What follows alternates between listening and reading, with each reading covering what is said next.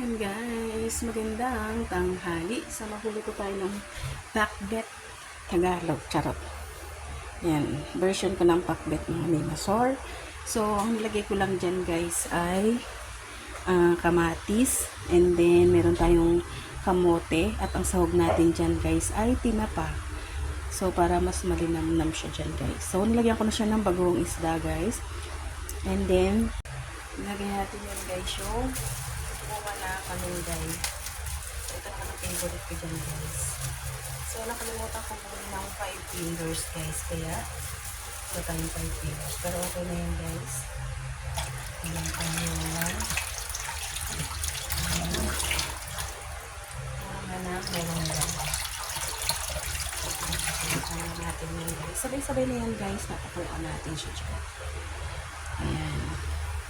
And then, ang ating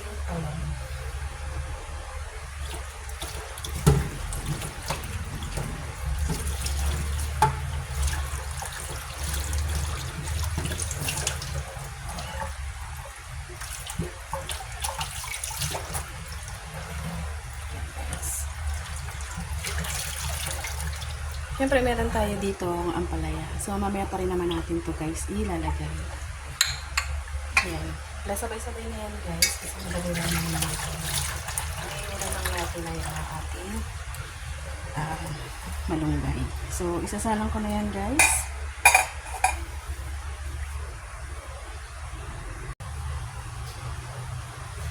Meron na rin yan guys seasoning. Nalagyan ko na yan ng seasoning guys. And then, ito-open na natin yan. At panghuli natin ilalagay yung ampalaya. Tayo na natin siyang kumulo. Ayan. Ayan. Wala nangyari sa ating pakbet. So, ayan. Haluin natin guys. Diba? Ang naging sabaw lang niya guys ay yung sa katas ng kamatis.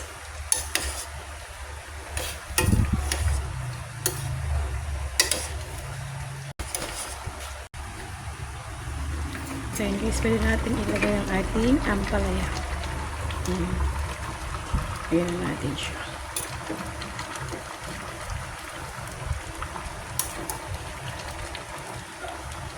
Okay na rin naman na guys. Luto na yan. So, konting laga na lang sa ating ampalaya. At pwede na yan.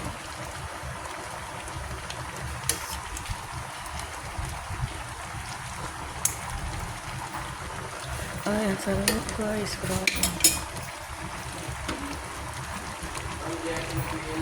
Yan, diba? So, ayun na guys ang ating ulam for today. Ang ating pakbet Tagalog. Charot. Yun po ang aking version ng aking pakbet guys. Kaya yan. Yan ang ating lunch for today. Thank you for watching guys. Bye! Kain na tayo guys.